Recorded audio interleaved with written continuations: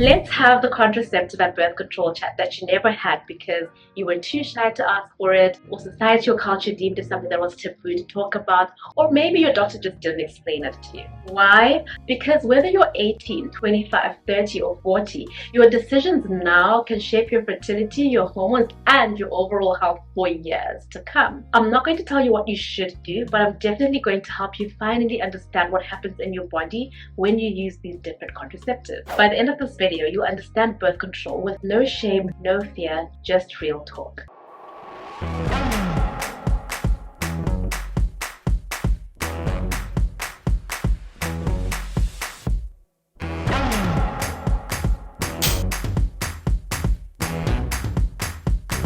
Hi everyone, I'm Dr. Natalie Caitlin, a sexual and reproductive health doctor, and today I am breaking down birth control and contraceptives, giving you the real talk that every woman deserves to make informed choices for her body.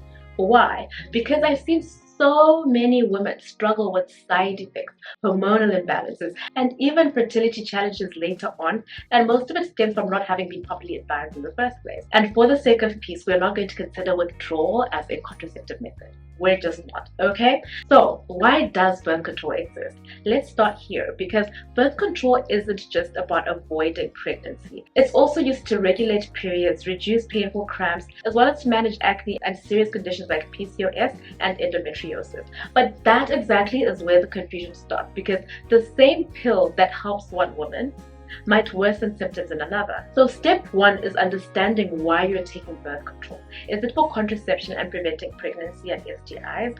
Or is it to manage symptoms of a condition that you have? Because that changes everything. There are different types of birth control and they all work differently.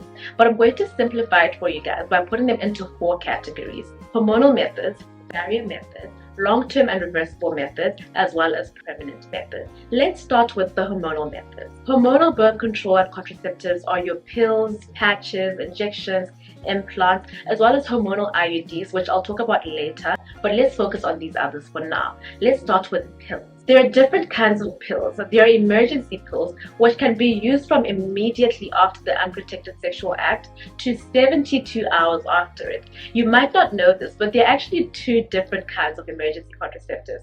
The one type actually works by preventing or delaying ovulation, by tricking your body's hormones into thinking ovulation has already happened.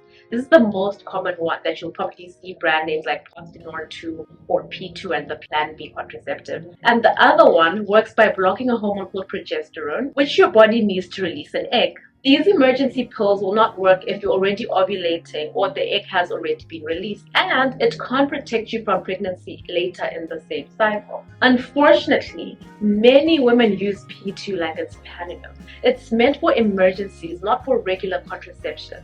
Using it regularly can really mess with your cycle and cause irregular cycles and irregular bleeding. And if you find yourself needing to use emergency contraceptives so frequently, then you definitely need a different type of contraceptive, because there's no way you're having an emergency every single day. The other type of pill is the daily pill, the one that so many women are handed at their very first period problem. The daily pills mainly work by stopping ovulation, meaning no egg is released, so pregnancy can't happen. It also thickens the cervical mucus so that the sperms can't swim up easily, and it stills the uterine lining so that even if an egg were to be released and fertilized, implantation would still be unlikely.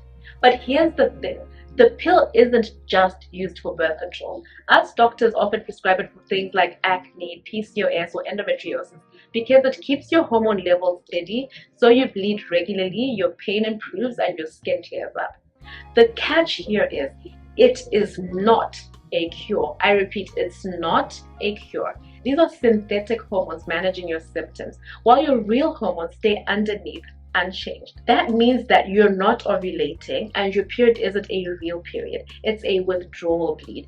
This is important because your natural cycle affects everything: your energy, your mood, your metabolism, even simple things like how you respond to exercise. This is why when you stop the pill, the acne, the irregular periods, the pain, they all come back eventually because the root cause was never treated. And this is why I'm saying it's important to know what it's actually doing for you as well as what it's not doing to fix you. So while pills are the most common type of hormonal birth control method, there are actually others. The patch works similar to the pill but through your skin. It releases hormones continuously to stop ovulation. You change it once a week, which makes it a lot easier to remember than taking a daily pill. Then you have the injection, which is given every 2 to 3 months, and it keeps your hormone levels steady enough to prevent ovulation. It's convenient, but once it's in, it's in. You can't undo it until it wears off by itself. And then we have the implant, which is a tiny flexible rod that's placed under your skin that slowly releases hormones for up to 3 years. It's low maintenance but very effective. Now I have to be very honest here because hormonal methods are effective, but they are not without side effects. Some women use them for years and feel perfectly fine, but others, their bodies react very differently. Mood swings, weight changes, acne flare-ups, low libido, headaches, or spotting in between periods. That's because hormonal contraception doesn't just control your cycle, it changes how your natural hormones communicate. And every woman's hormonal balance is unique. So what works beautifully for one woman might completely throw another woman off. Injections and implants, for example, release really high doses of hormones over time.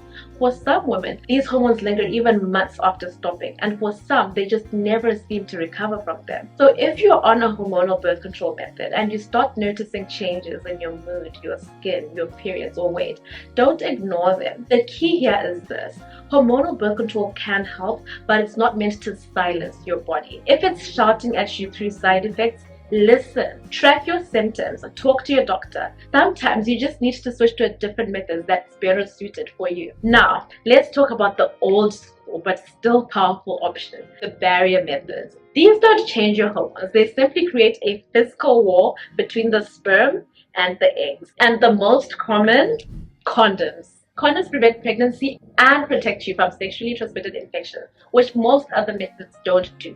And honestly, in this generation, STI protection is just, if not more important than pregnancy prevention. There are two main kinds: male condoms, which are the ones we most commonly know, as well as female or internal condoms that fit inside the vagina before sex. When used correctly and consistently, they're effective, but if they slip, tear, or are used incorrectly, then protection obviously drops.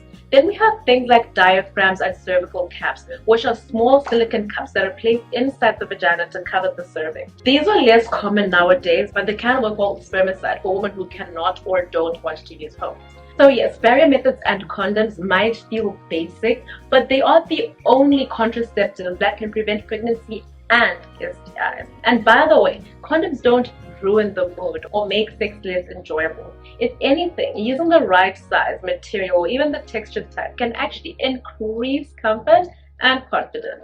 Next up, we have the long-acting and reversible options. And if you're tired of the hormonal roller coaster, these might just be the right ones for you. These are the real game changers when it comes to convenience and effectiveness, especially the IUDs, which I personally love discussing. With IUDs, there are two types. The hormonal IUD, which releases small amounts of progesterone locally in the uterus, it thickens the cervical mucus and thins the uterine lining, preventing pregnancy for up to 5 years. Then we have the copper IUD, which has no hormones at all. The copper itself prevents sperm from surviving or reaching the egg, and it can last up to 10 years. Many people love the copper IUD. Why? Because it has no hormones. So you can continue life as normal while getting long-term and reliable protection. IUDs are completely reversible. Once removed, your fertility returns. In fact, in many fertility clinics, you'll find that doctors will sometimes insert an IUD as a way of clearing the endometrium for implantation and pregnancy. Most women get pregnant almost immediately after removing the IUD. They're perfect for women who want long-term protection but don't want to deal with daily or monthly maintenance like the pills or the patches or injectable. So if you're forgetful or don't want to deal with the stress of remembering to take a pill daily or wearing a patch, then this might be an option for you to consider.